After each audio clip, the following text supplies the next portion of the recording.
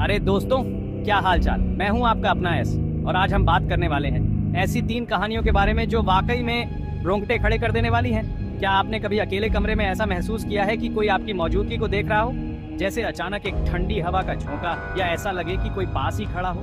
यार सच में बता रहा हूँ, मुझे तो कई बार ऐसा लगा है, और शोध भी यही कहते हैं कि लगभग 50% लोगों ने अपनी जिंदगी में ऐसा कुछ अनुभव किया है जिसे वो समझा नहीं पाए। क्या ये सच में कुछ पारलौकिक है? भूत प्रेत होते हैं क्या? चलो आज इन 3 कहानियों के जरिए इस राज से पर्दा उठाते हैं। लेकिन एक बात पहले ही बता दूं, अगर आप दिल के कमजोर हैं तो वीडियो यहीं बंद कर दें, क्योंकि ये कहानियां सुनकर आपके होश उड़ने वाले हैं। तो भाइयों और बहनों, हमारी पहली कहानी शुरू होती है उत्तर प्रदेश के एक छोटे से गांव से। यहाँ 3 दोस्त रहते थे, राघव, पूजा और स्नेहा। अब गर्मी की छुट्टियां थीं, तो तीनों दोस्त मिले और सोचा, चलो यार गांव चलते हैं, थोड़ा मजा करेंगे। गांव पहुंचकर तीनों दोस्त इतने खुश थे जैसे जन्नत मिल गई हो। दिन भर मस्ती करते, खेतों में दौड़ते भागते और रात को छत पर सोने का प्लान बनाते कि रात को अचानक बिजली गुल, पूरा गांव अंधेरे में डूब गया।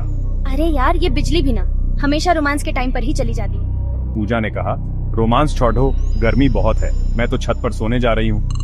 स्नेहा ने भी हाँ में हाँ मिलाई और तीनों दोस्त छत पर जाकर लेट गए। कुछ देर तो सब ठीक रहा, लेकिन फिर अचानक पूजा को लगा जैसे कोई उन्हें घूर रहा है। उसने राघव से कहा, यार मुझे कुछ अजीब सा लग रहा है। क्या हुआ मेरी जान, कोई भूत दिखाई दे रहा है क्या? पूजा ने गुस्से में कहा, हंसो मत यार, मुझे सच में कुछ अजीब लग रहा है। और तभी अचानक पूजा की नजर छत के एक कोने पर पड़ी डी।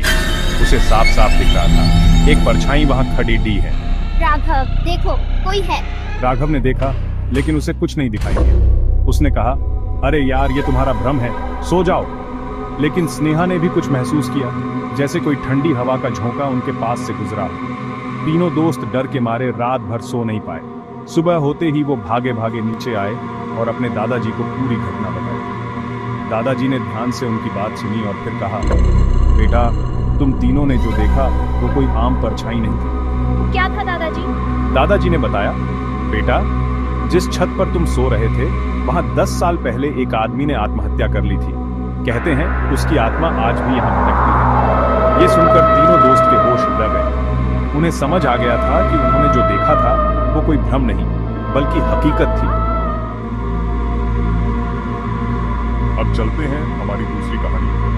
ये कहानी है दिल्ली के एक ऑफिस में, जहां 3 दोस्त अभय, नेहा और आदित्य काम करते थे। हम तीनों को एक प्रोजेक्ट मिला जिसकी डेडलाइन बहुत नजदीक थी। यार ये प्रोजेक्ट तो बहुत मुश्किल है, इसे समय पर कैसे पूरा करेंगे? नेहा ने कहा, चिंता मत करो यार, हम तीनों मिलकर इसे पूरा कर लेंगे। आदित्य बोला, हाँ यार ओन इज वेल। और फिर शुरू हो गया काम। तीनों दोस्त दिन रात एक करके काम में जुट गए।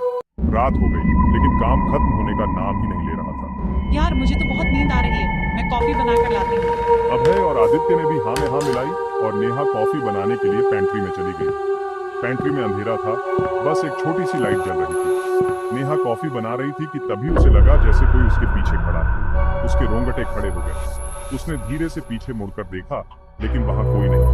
अजीब बात है, मुझे तो साफ लगा था जैसे कोई मेरे पीछे खड़ा है। वो वापस कॉफी बनाने लगी, लेकिन उसे अब भी अजीब सा महसूस हो रहा। उसे ऐसा लग रहा था जैसे कोई उसे घूर रहा है। उसने फिर से पीछे मुड़कर देखा और इस बार उसे साफ दिखाई दिया, एक परछाई उसके पीछे खड़ी। नेहा चिल्लाई और अभय और आदित्य ने नेहा को चिल्लाते हुए देखा तो दौड़ कर उसके पास। क्या हुआ नेहा, तुम ठीक तो हो? मुझे पेंट्री में कोई दिखाई दिया। क्या बकवास कर रही हो नेहा, यहाँ कोई कैसे आ सकता है? लेकिन नेहा अपनी बात पर अटकी रही। तभी आदित्य को ध्यान आया, यार मैंने भी कुछ देर पहले गलियारे से किसी के चलने की आवाज सुनी। तीनों दोस्त डर गए। उन्होंने ऑफिस के कैमरे चेक किए और जो देखा उसे देखकर उनके होश उड़ गए। कैमरे में साफ दिख रहा, एक परछाई गलियारे में घूम गई और फिर अचानक वो परछाई गायब हो जाती।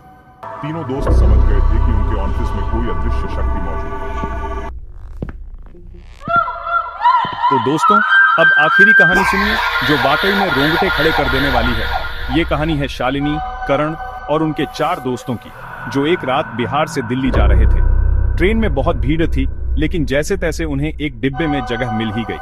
सबने अपनी अपनी सीट संभाली और थोड़ी देर में ही गहरी नींद में सो गए। अचानक मेरी नींद खुली। मैंने देखा हमारे डिब्बे में एक बूढ़ी महिला बैठी है जिसे मैंने पहले कभी नहीं देखा। महिला चुपचाप बैठी थी, उसकी आंखें खिड़की से बाहर टिकी हुई थीं। ये बुआ जी कब से यहाँ बैठी हैं? मैंने तो इन्हें पहले कभी नहीं देखा। शालिनी ने अपने दोस्तों को भी जगाया और उनसे पूछा। क्या तुम में से किसी ने इस बुआ जी को पहले देखा है? सबने नामे सर हिलाए। करण ने कहा, शायद ये बाद में आई होंगी जब हम सो रहे थे। सबने फिर से सोने की कोशिश की, लेकिन उस बूढ़ी महिला की मौजूदगी उन्हें बेचैन कर रही थी। महिला ने पूरी रात कुछ नहीं कहा, बस खिड़की से बाहर देखती रही। सुबह हो गई और ट्रेन दिल्ली स्टेशन पर आकर रुक गई। सब अपने अपने सामान समेटने लगे। तभी टीटी आया और टिकट चेक करने लगा। इस डिब्बे में तो कोई और बुकिंग ही नहीं थी। ये महिला कौन थी? सबने पलट कर देखा, लेकिन वह बूढ़ी महिला गायब थी। उसकी सीट पर बस एक पुरानी तस्वीर रखी थी, जिसमें वही महिला किसी परिवार के साथ खड़ी थी।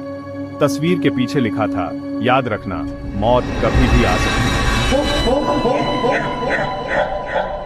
तो ये थी 3 सच्ची परालौकिक घटनाएं जिन्होंने इन लोगों की जिंदगी हमेशा के लिए बदल दी। क्या ये सिर्फ इत्तेफाक था या सच में कुछ ऐसा है जिसे हम समझ नहीं सकते?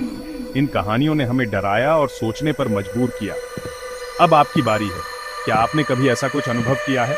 नीचे कमेंट करके हमें बताइए।